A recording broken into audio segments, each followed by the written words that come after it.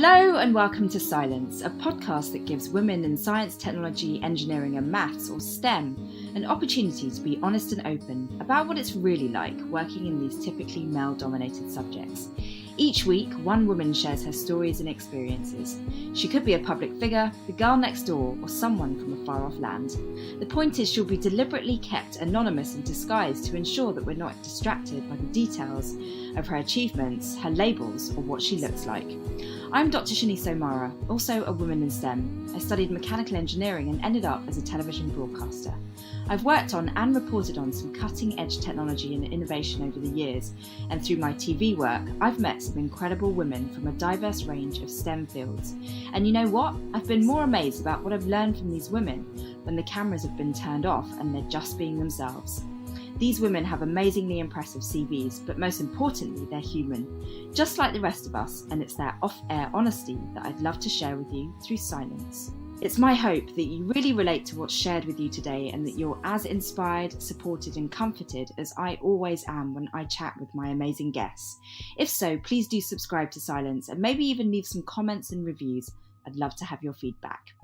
This week I'm doing something a little bit different. I actually have 4 high schoolers who run a Girls in STEM club, which aims to empower females in their STEM pursuits and interests. Hi girls. Hi. Hi. It's great to have you on the show. Thank you so much for getting together during your school day to make this happen. Yeah, thanks for having us on your show. How are you all? We're good. Yeah? How's it being back at school after holidays? Yeah, we just got back from winter break, so it's nice because we're all seniors, so second semester seniors.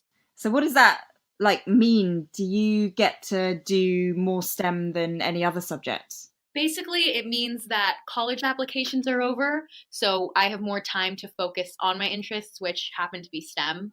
How did your STEM interests begin?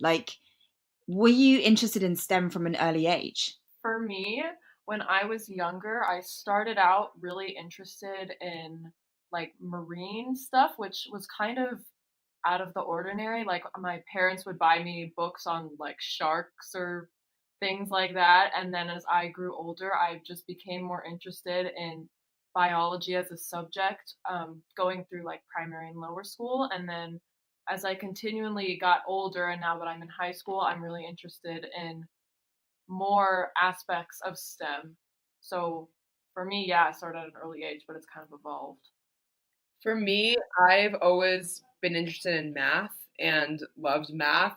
And so then that brought me into other aspects of STEM because I was like, how can I do more of this? So I started taking physics and chemistry and biology and computer science. And so I have all these different things that aren't just plain math, but they incorporate other fields with math in it. So that's just kind of how my love for STEM subjects began. For me, I come from a family that is heavily involved in STEM, and my dad's an engineer. My mom works in a doctor's office, so I kind of grew up around it and would come to work with my mom, and I just became really interested in biology, and then it just spiraled from there. Yeah, I've always had a love for anything STEM related. So, when I was a child, I was convinced that I would be a geologist and I would look for stones in my backyard. Or I would love, mixing shampoos in my shower to kind of make slime or something. I did that. Oh. Yeah, I spent hours in the shower doing this, and my mom really complained about it. So I really had a love for anything STEM related, and over the years it's kind of evolved to narrow down to neuroscience, especially since I was in a car accident a few years ago, and that's kind of brought me to the world of neurology. So that's really what I'm interested in now. Wow. So those are really impactful first introductions to STEM, I guess, but such a wide range. How does it work with being at school? Are you in a mixed school, co-ed? Yeah, we are. Okay. So as girls in STEM, how is it studying subjects that are typically kind of seen to be boys' subjects? For me, especially in my computer science classes, there are only a few girls and the teacher is male, and they're not here. I feel like they're not mean to me based on the fact that I'm a girl. Some people do kind of look down on me a little bit, but other than that, we go to a pretty tolerant school, I would say, and a lot of girls here are very motivated and very interested in STEM subjects. So like in my biology class, it's like half girls, half boys, same in like my AP calculus class. So I would say here it's a pretty good environment, but we are still looking to like put more girls in STEM fields and have them follow what they're interested in, especially in the younger grades as well.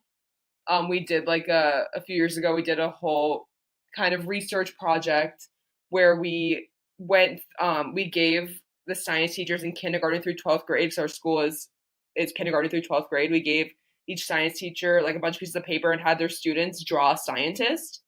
And we kind of looked at those results and saw like as people grew up, what they tended to see more as scientists than before. And it was what was the result?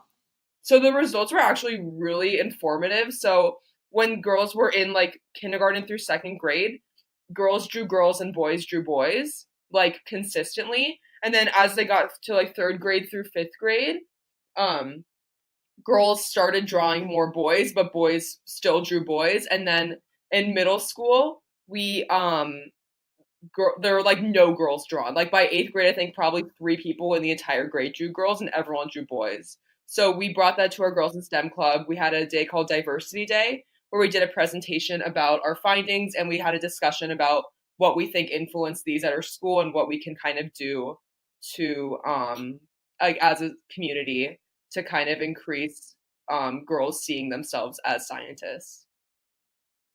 And so what was the result of that? Like, what can you do? So we've been doing a lot more activities. Before we were just kind of doing club meetings with high school girls, but now what we're doing is we're doing a lot more meetings with middle school girls. So we'll bring them in and we'll do like robotics experiments with them or coding or even like chemistry or anything. And so we bring in middle school girls a lot and we've been getting a really good turnout with that, which is really exciting. And then every year we have our Girl Powered Build Day where we invite 4th and 5th grade girls to we have them come in and we usually do something with robotics with them, but we're just trying to get more and more younger girls involved in the club. So that's kind of where we move forward with that. So it sounds like the key to getting more girls into STEM is to expose them at a younger age to other girls that are doing STEM. Yeah, but I think by showing them role models of older girls to these younger girls, it will kind of inspire them, or that's not the right word, like not encourage, but something along the lines of that, to see like, oh, there are women in STEM who are successful, even though we're only high schoolers. But I feel like that would inspire them to continue pursuing STEM if they're on like the brink of going towards another interest. Yeah, I mean, has that been your own personal experiences that you saw women doing STEM and so you thought, I could do that? Yeah, I can actually speak very clearly to that. So my dad is actually blind. He's been blind my whole life, and I used to go to doctor's appointments with him, and his main retinal specialist is a woman. And when I was younger, she'd always just like quiz me on like little things that like I never knew, like what's a retina, what's a lens. And after a while, like she's like, like if you study, like you can do this, you can help people like your dad. And I was just kind of like, like I can be like her, like I can do that, I can help people. And I had wisdom tooth surgery a couple of years ago, and I remember being like, can I have a surgeon who's a girl? And they were like, we don't have any female surgeons in like a mile radius. And I remember being like, all right, well, I'm going to be the first one or something like that. Cause I was just That's so awesome. So it just, once I see a woman role model, I can aspire to be like them and also become that for younger girls. Yeah. How about the rest of you, answering that question? For me, I honestly have no idea what I want to go into. But we have a lot of speakers that come to our club, and just hearing them talk, like every time a speaker comes, like an engineer will come and be like, oh my gosh, like I want to be an engineer. And then like the next time a speaker comes, they'll be like an astrophysicist, and I'll be like, oh my gosh, I want to be an astrophysicist. Yeah. So it's super cool meeting all these women who are doing amazing things and being like, oh my gosh, like that is so cool what they're doing. Like I could do that too.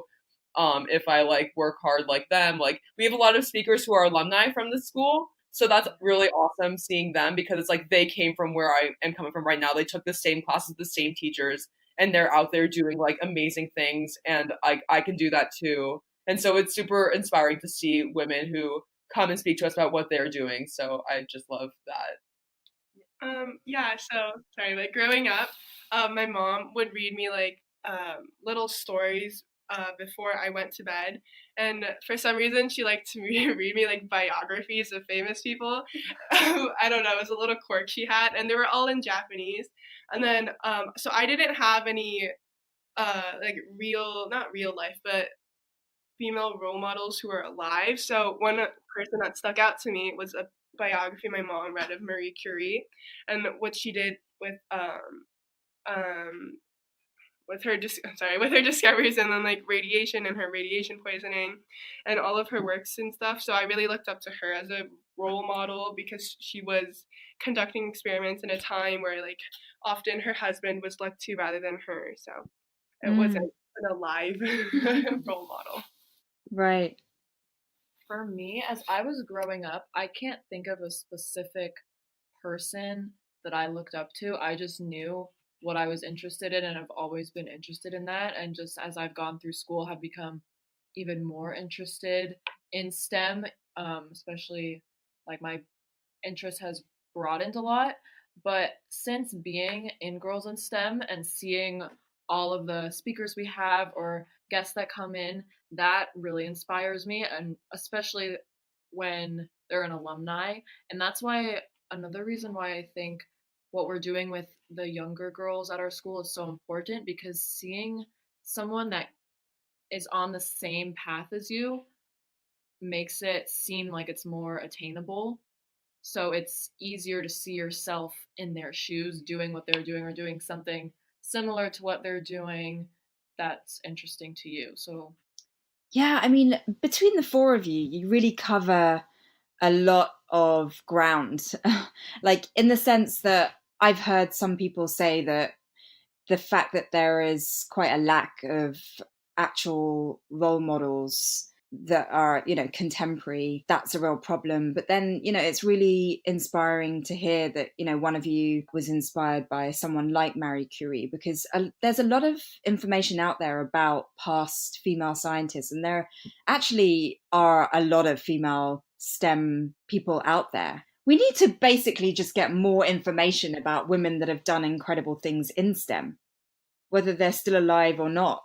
What's it like kind of actually studying like STEM subjects? Are you conscious of the differences between kind of boys and girls in the way they learn STEM subjects? Well, I would say that I'm taking a physics class right now that's a semester long, and then I noticed that there are only 2 girls in my class, but granted the class is kind of small, it's 9 people.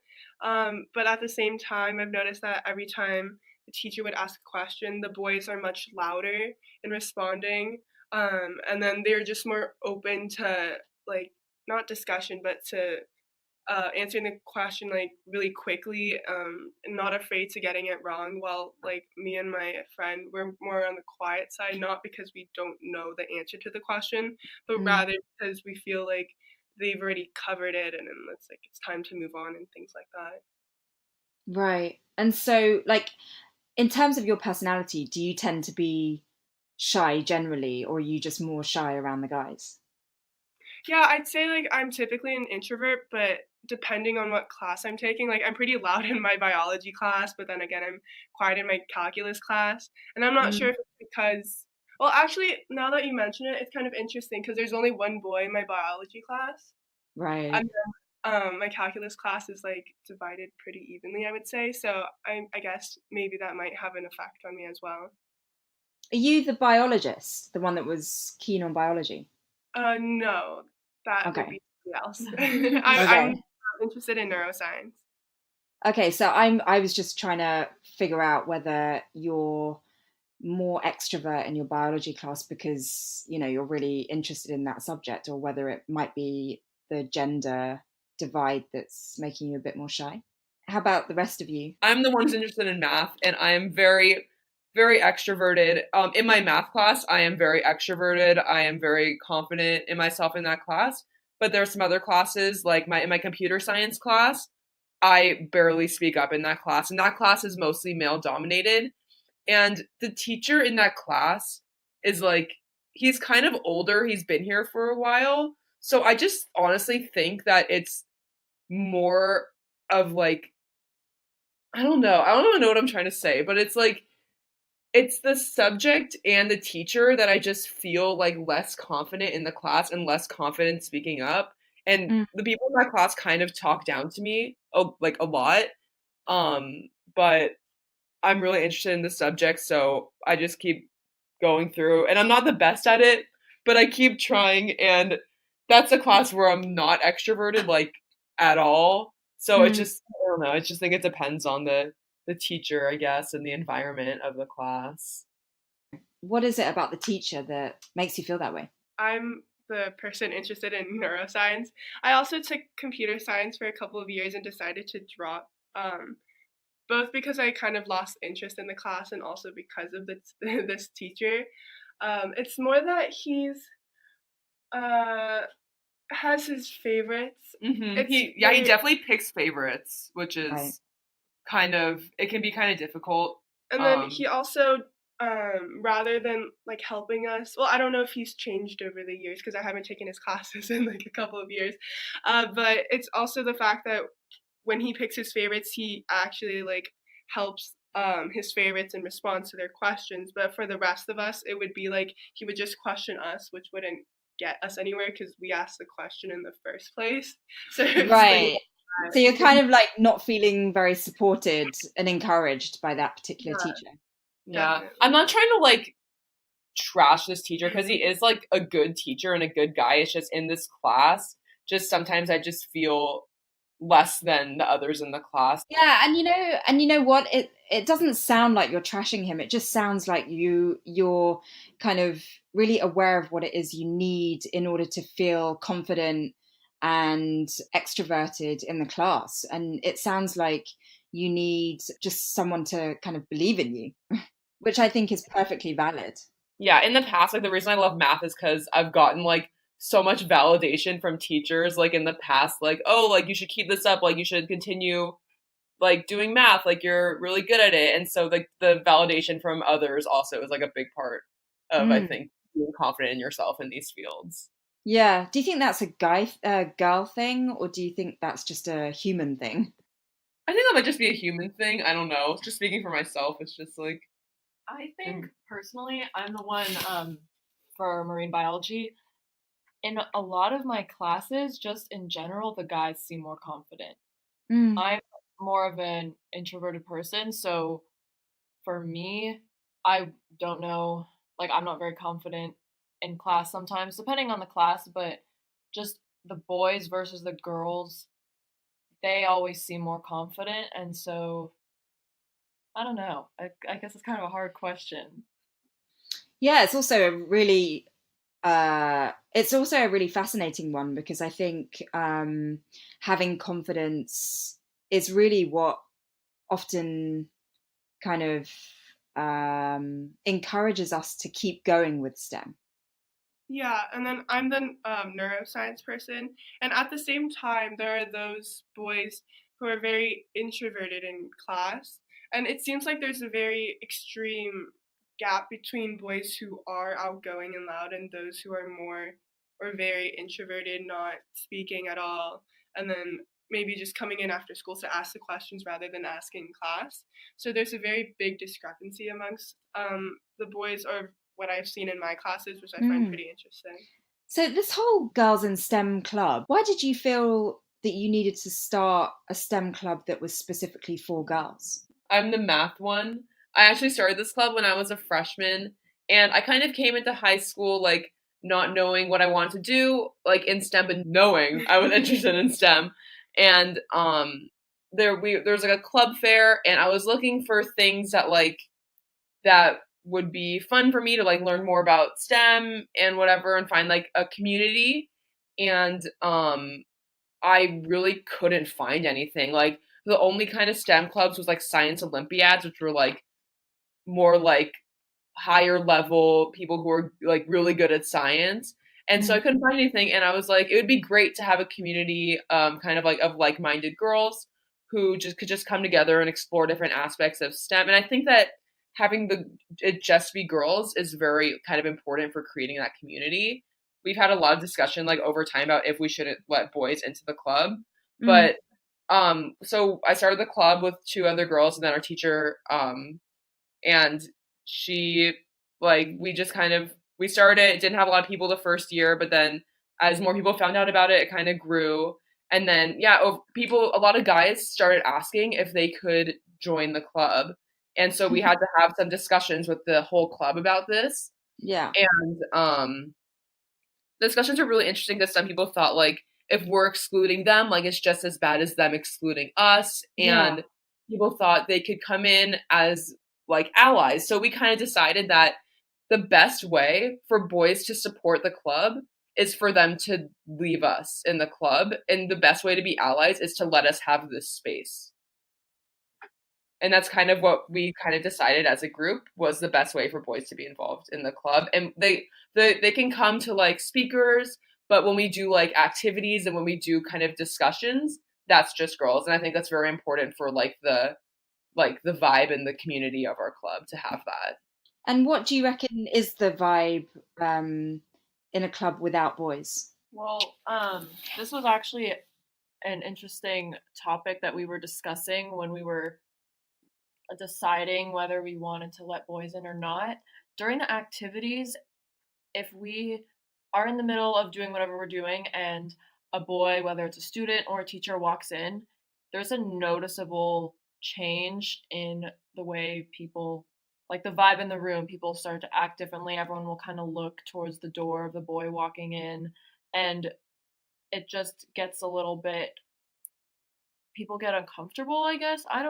I'm not really sure, but the vibe definitely changes, and that's something that we've noticed, and that's something we didn't want to have to compromise for, because the value of community and people speaking up when they might not normally speak up, being comfortable was more important than letting in boys who wanted to be in the club just to do the activities with us.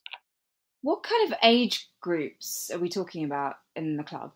So our club is high school, so it's around like age like 14 to 18. And then when we do activities with middle schoolers, it's like 12 to like 13 or 14. And then when we do with the younger girls, the once a year with the 4th and 5th graders, that's like 10 and 11 years old. And do you think the older the girls get, maybe the more self-conscious they are? Definitely. I definitely think so, yeah. So, hi, I'm the one that's interested in biology, and I noticed when I was in middle school, in biology, I was not afraid to ask questions or answer questions. If I knew the answer, like my hand would be up in the air. But as I became more aware of kind of like the stereotypes, and I joined high school and I heard like people make comments like, well, I'm going to start a boys in STEM club or stuff like that, I became more self-conscious. And like especially in my calculus class, no one participates in the class even when the answers are very obvious. So I started saying the answers when I knew them, and I'm so afraid of like being seen as a know-it-all and like people thinking that I'm like a teacher's pet, because I've gotten that so many times, and it's really annoying, and it's very disheartening when you hear that over and over again when you're just trying to be yourself. Because when I'm trying to be assertive, exactly, and then you just, one time like I answered a question on the board and the teacher like wrote the answer, and I said, oh, you wrote it, like I didn't say that, like you wrote it wrong. And all the guys in my class were like, okay, like you're being such a know-it-all, like stop it, you're being so annoying. And I was just like I became so I became so sad, like I just didn't want to talk anymore in the class. Like I just became really like, and then it took the teacher saying I appreciate what you bring to the class for me to say, like, you know, it doesn't matter what they think. Like, I enjoy math. Like, I'm going to talk during it. I'm going to share my thoughts. Oh my gosh, like I literally like almost want to cry at like imagining that happening, where you're like really just so enthusiastic about math and you're like really wanting to participate, and then having that experience and kind of just seeing your confidence disappear in that moment is like just I your club focuses on empowering women, and it sounds like being assertive is a major way of being empowered. Definitely. And so, you know, girls, I just want to like really take this moment to say, you know, keep being assertive no matter what people think. Mm-hmm. You know? Yeah. So important. What was my original question that got us on the subject of this? Yeah. Is it true that like the older you have got, like the more self-conscious you are? I'd love to hear everybody's views on that or experiences. For me, I'm the math one. I've always been pretty confident in class, and I don't think my age has. I think if anything, my age, like growing up, has kind of made me more confident in a way, because I've kind of like I was like before I was kind of afraid of like saying things in class and then getting them wrong and being like embarrassed. But now I'm like, do you know what? Saying things wrong is part of learning. So if someone asks a question, I'll say what I think is the answer, and then if I'm wrong, I'll be like, oh, whatever. And sometimes I say it out loud just to be like, oh, haha, like that was embarrassing. But it's like I learned from it, and I don't know, I just think that I've just kind of learned over time that like even if I do things wrong, it nothing hurts to be more out there and to put my ideas out there and be more confident in class. I totally agree. Like, I think failure is such an important tool for learning. You know, getting things wrong is just as valid in terms of learning as getting the answer right. You know, Yeah. especially for someone, yeah, especially for engineers, like we learn most from prototyping and experimentation and testing things. And, you know, when you are testing things, it's usually failure that gives us the most data, like the most valuable information. So in terms of everybody else, or two of you that I haven't heard from, like how have your ages correlated with your self-consciousness? Okay, so I'm the neuroscience one, and I've been pretty like I've been an introvert, I'd say, for like all of my life. So I feel like it hasn't really changed how I like am in class or how I respond to things in class. I've been always kind of quiet unless it's something like a topic I'm really passionate about, and then I wouldn't really be afraid to like be wrong. I guess obviously when you're growing up, and then there's always that crucial part where being embarrassed is like the worst thing in the world, and your face just gets red and you kind of want to cry inside all the time. When is that? When in life is that? That's like yeah, that was like middle school, and then it was 5th grade for me. And like my science classes, when all the guys would look at me and I'd be like, please turn away. It was just like that though. But I've been in I feel like I haven't really changed that much in class, especially if it's in a class that I'm like not that interested in. I'll just chug through it and then I'll be like, yeah, it's been a year. Yeah. For me, I'm the marine bio one. I'm kind of the same. I don't think my confidence has changed that much, just because I've generally been a more introverted person, especially in the classroom. But I will say, as I've been taking harder classes in high school, and you're more likely to get the wrong answer than the right answer, I am the most quiet ever, because I don't want to say something wrong. Even if I'm sure it's right, I generally don't speak in my hardest classes. Why? I don't know. Thinking about it right now and talking about it, I can't say why, and it just sounds stupid. Is it because there are boys there, or is it something else maybe? So in my calculus class, my not a lot of people talk in my calculus class to begin with, except for the math one here. I do. Yeah. But the thing is, since there's no participation, our teacher usually like asks really easy questions. And it's not the fact, well, I don't think it's the fact that there are guys in the class. I feel like it's like his reputation more than anything. And it's more that you don't want to disappoint someone who has such a big reputation for being really smart, and it's kind of like you feel dumb if you get the question wrong, and it's things that people kind of turn away from. So it's upholding that reputation by staying quiet. Going off of that, I think kind of the support of a teacher is really important. With my teachers that I'm closer with or that are really supportive, I tend to participate more because I feel like there won't be as much judgment if I get something wrong. But then a teacher is more stark or kind of not as, like, I'm not as close with or whatever, I won't speak as much, I guess, Right. just because I feel like I don't have their full support. Yeah. Yeah, it is really important to have people in our corner, that really believe in us. How important has that been for you guys, like, to have someone believing in your ability, or do you have your own self-belief?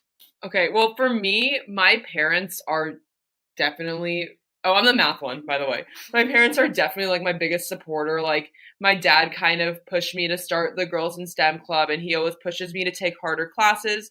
This year I was gonna drop computer science, and he's like, no, like, you've come so far, like, this is really important for you to know. So he's always, so he's the one that encouraged me to continue with computer science. So my parents are always encouraging me to kind of continue taking the hardest classes that I can, because they know my potential. And I think just having people like that, like, not even like parents, like teachers who have like recommended me for harder courses, like just having them know that you have potential has been so important for me, because sometimes when people don't believe in me, I'm kind of like, oh, okay. But like, I definitely also push myself, but I think that having people in your corner also really helps you realize your full potential. Yeah. So I'm the neuroscience one, and I feel like also having people in your corner is really important, because if you have a day where you're kind of like something's off, you have an off day and things aren't going your way and you're really sad about it, and you kind of start going down a wrong path or something. Well, not like a severe wrong path, but just being like like, wow, I'm kind of dumb today, and being sad about that. Like, those people in your corner will be there to like support you and like hype you up and encourage you to keep on going, because they know they've stuck by you for this long, and they know like how amazing and smart of a person you are. So I Do feel you like have that? Yeah, I definitely do. I have like all my close friends. Whenever I'm sad, I'll just text them and be like, I have like, my confidence is withering, please help, and they'll just send like, a barricade of messages. Aww. And then my friends sometimes pick up on when like my vibe is off or something. I'll walk in and they'll like hand me some snacks or something, because like that's how I get happy. Or my brother will like just call me and check in to make sure I'm all right, because school is crushing at times. But I feel like people in your corner is definitely something everybody should have. Yeah. I'm the one interested in biology, and I would say the same thing that they both just said, is that it's incredibly important to have someone in your corner, because you can't always motivate yourself, especially when it gets really tough. Yeah. But I learned, I had my parents' support, I had my friends' support, but the one person's support that I didn't have was myself. That's very poetic. But I didn't think that I could do anything that I wanted to do. And when I decided, like, I think that I want to go to med school, I told my grandma, and she said, maybe like nurse. And I was like, and she said, just in case, just go for nurse. And she didn't mean it in any way that would seem offensive. She just didn't want me to be disappointed. And it was kind of like, well, I don't want to be a nurse, I want to be a doctor. But she didn't want me to be sad about in case I didn't make it. So she gave me a lower goal, if that makes sense. Yeah. Kind of in that moment that I realized I can be my best support, and I can say, no, I'm going to med school, I'm going to be a doctor, and I can be my own cheer team. I love that. That's amazing. Do you picture your futures? Can you see yourselves being empowered women in STEM, or are you just wanting to get through the study educational bit first and then see what happens with your career directions? I'm the math one. I definitely could see myself in a STEM career, but I could also see myself in many different careers. So I think it's really important just to kind of learn everything that's out there. And so that's why I love learning about women in STEM, just to kind of see what I could be doing. So I don't really know, I definitely could see myself spending the rest of my life in STEM, but on the other hand, I work in a theme park currently, and I love working with people. So I'm just trying to take life just as it comes and see if I can incorporate my love for STEM and also my love for working with others and kind of turning it into something that I can do for the rest of my life. So I don't know. I'll just see where my path takes me, I guess. So is what's driving you a pure interest at the moment, or do you have some kind of end goal? I don't have, my end goal is to be happy with whatever I end up doing. So right now, what's driving me is just, I love doing math. And so I take as many math classes as I can because I'm I want to be doing math because that's when I go home, I'm ooh, do I have any math homework to do today? I don't go home and oh, history homework. I don't think that way. I'm I love math, and math is what I love to be doing right now. So I'm just going to do what I love to do right now. And then in my life, I will find something else that makes me happy, whether it be math or whether it be something else. So I'm just trying to find what makes me happy in doing that. And so that's more of a priority than maybe earning loads of money or traveling or. Right. Yeah. Yeah. My priority is really just to be happy. That's always kind of been my life, is just looking for things that make me happy and enjoying what I do. That's so perfect. Thanks. How about the rest of you? For me, I'm the marine biology one. I also have absolutely no idea what I would like to be doing. I do know what my interests are, but my interests have also broadened so much in the past year. I would say I've done a environmental science program where I was exposed to not only the science of environmental science, but environmental policy, environmental studies, which was so interesting to me. And I'm enjoying my comparative government class, but my favorite is still biology. But it would be so cool if I could figure out how to combine everything. Yeah. So I'll just see where I go with my interests. But same thing, I don't really have an end goal. I'm just seeing where all of these things take me, I guess, for the moment. Cool. So I'm the neuroscience one, and kind of unlike the past two speakers, I'm very not goal oriented, but I have a lot of unsettling. I'm really unsettled with what's out there right now for neuroscience, and I have lots of questions that I would like for them to be answered for my personal satisfaction, because it just bugs me to know that there's so much unknown about the human brain and stuff. And also because I'm really interested in neurodegenerative diseases, because some of my family members have Alzheimer's, so it's more personal to me. So I feel like I will most likely be sticking with my neuroscience major more just because I don't know, it's more personal to me, and also because I just have so many questions about this topic. I would be so fascinated to know if you end up doing a PhD. in neuroscience. Definitely will. Can you like email me and say like if that ever happens? Will. I'm the one interested in biology, and sort of like the girl who is interested in neuroscience. I am also very goal oriented, but my goals change a lot. When I first started out high school, I wanted to major in biology, and then that switched to anatomy, and now that's settled in public health. And so I my main focus, I think, and the underlying reason that I wanna what in everything that I want to do is that it sounds really cheesy to me, but I just have to say it because I have no other way to phrase this. I just want to make the world happy and healthy, because I like found this in my global economics class of all places. We were watching a documentary about Indonesia and the state that people are living in. It gave me this kind of drive and purpose of, this is what I'm supposed to be doing, is making sure people like that have the same opportunities as people like me. And for me, the way that I can help them achieve that is by helping them be healthy with medicine. Oh my God, you girls are so amazing. I'm like, I've got goosebumps listening to you guys.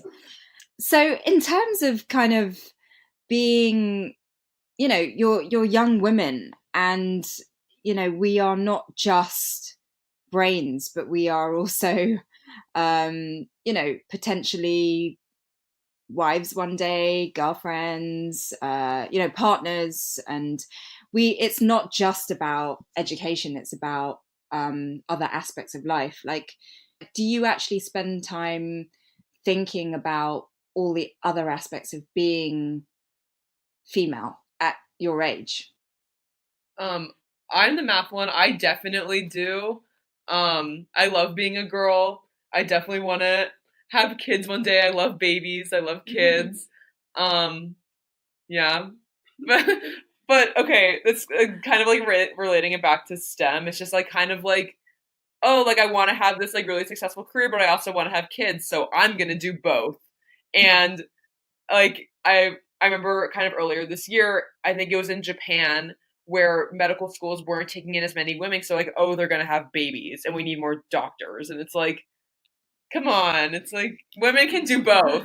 And like I know that it's like gonna be hard, but like I don't know, I'm confident that I'm gonna be able to do both and kind of like live my best life as a woman while also living my best life in a career. And so I definitely think about that a lot, but I don't know. I wouldn't trade being a woman. I wouldn't want to be a guy.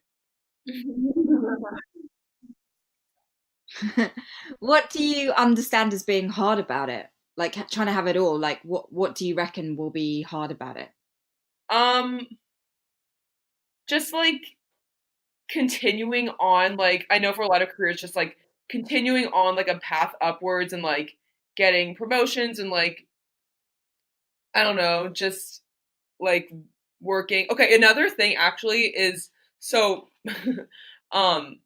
I know like from my dad, he works in like business kind of, and like him and his most of his colleagues are men, and they go out and like play golf and do like bro things like that. And like I don't know, I just think it would be kind of different being a woman, but I'll be able to like find ways to be able to like I don't know, advance myself and make connections with people.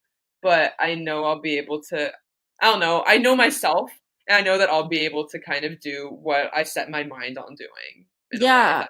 I kind of believe that you will, because I mean, you're the one that started this STEM club, right? So you really already value community and bringing women together who are pretty much a minority probably, and so really appreciating the importance of like unification, but that's not the word I'm looking for, but that sort of like getting girls together, the importance of bringing like-minded women together, essentially.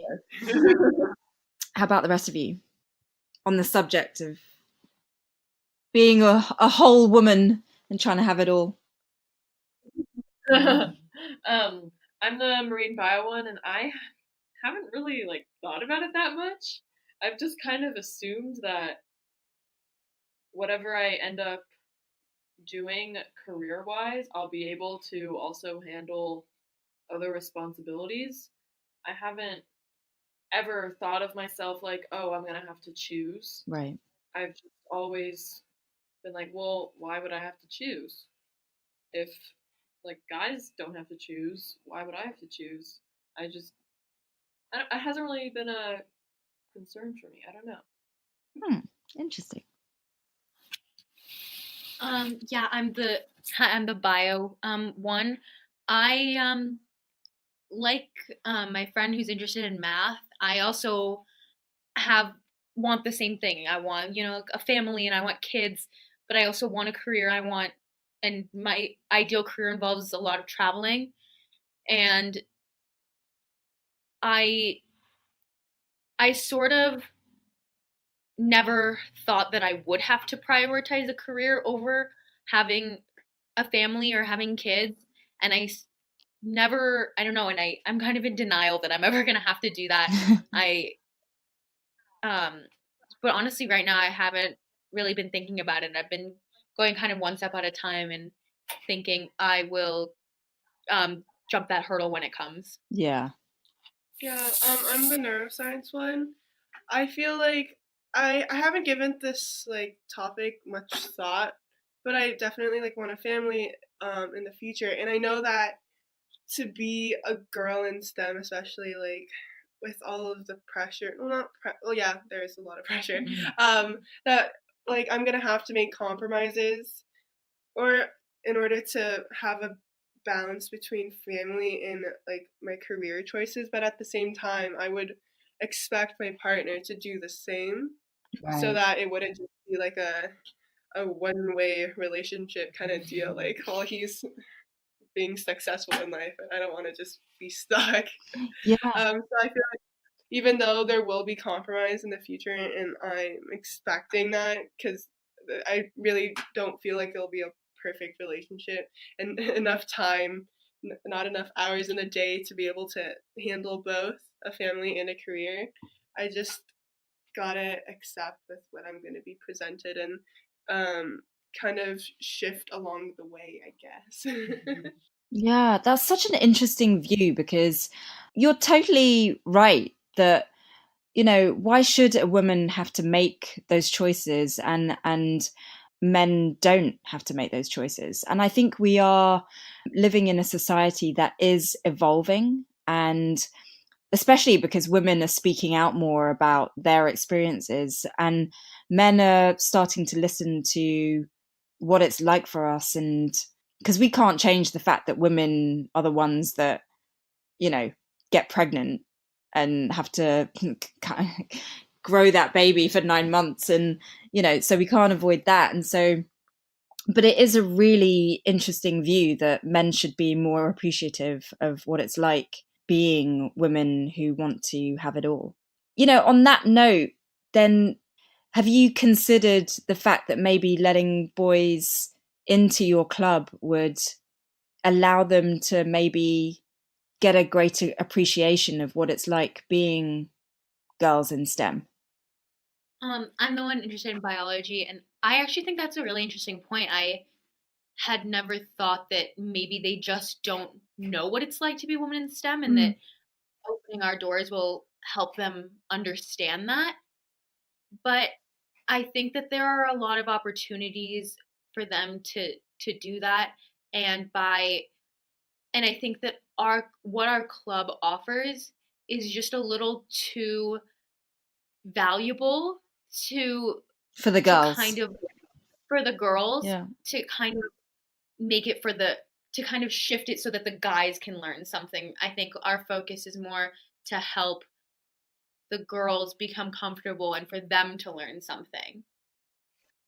Yeah, and I think at this point in time, what you girls are doing with your club is so amazing because you're probably shifting the numbers of girls that are interested in STEM subjects because of what you're doing in the club. But it's actually making me realize that maybe one of the things you could do in addition to your club is really empower females by saying, hey guys, this is what it's like being women in STEM. Sometimes we feel shy, like speaking up in class because you boys are kind of a bit too loud and things like that. Like, could you do that? Introduce guys to what it's like. We definitely could. There are so many opportunities like within our school to do it. I think that one of the things coming up is that we might actually write a slam poem, or not a slam poem, or just like a poem to perform at like the spoken word assembly coming up. So we might talk about what we do as a club. And I've written an article for our school newspaper like a few years ago, which kind of outlined what our club does. But what we have done, which we will continue doing, is every day our school has a diversity day. And so basically every year. Oh, what did I say? Every day. Sorry. That's a lot of effort if it's daily. Every year, our school has a diversity day. And so we've done it for the past 2 years, and that's how long the day's been around. So basically, it's like you go to different seminars and like sessions that present about something, and anyone can go to it. So 2 years ago, I did it with 2 other girls who were on the board at that time, and we did it about the research that I had talked about earlier about the girls who drew as scientists. And last year, the girl here is interested in marine bio led a presentation. If you want to talk about that. Yeah, we led a presentation. Me and one other girl from the club. We presented on biases in technology. So it was about gender bias, but also like bias against like different socioeconomic standards or like backgrounds or other things as well. Yeah. So we definitely try to get as much of the school as we can involved in the club in some way, and we also allow anyone who wants to come to speakers who come to visit our club. Yeah. I definitely think there is more that we could do that would involve the whole school and involve boys more in kind of the mission of our club. Yeah, because just talking to you girls, like I really am so amazed and inspired by the fact that you even started this club in the first place, and the fact that you really aim to empower females into STEM.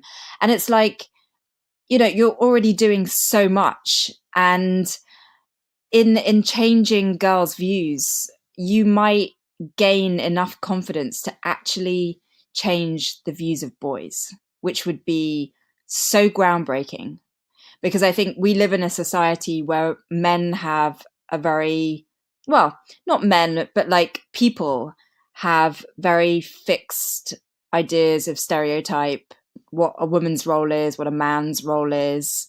And through your club, you could actually start changing that, which would be so exciting to like actually lead a movement where you're saying, guys, this is what it's like for us girls as a result of attitudes. Let's just give each other a fair chance, because we all, you know, for example, love math. So why can't we just all enjoy math together and just see each other as equals? Hearing that, like, what are your immediate reactions? Are you like, no, that would never work? Or like, yeah. I'm the one interested in biology, and I think that that's a very interesting idea because, but I can't stop thinking, because if it was an optional event where girls were to be able to openly talk about the problems that they have faced and have created dialogue, I'm not sure how many boys would willingly go.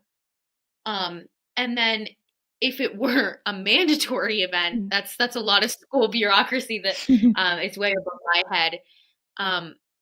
But I think that my friend who's interested in neuroscience has done something like that. Actually, like a couple of years ago, when this club was talking about potentially bringing in boys to the club, we had a discussion open to everybody in the school, including the boys, and it ended up with one boy there were showing up.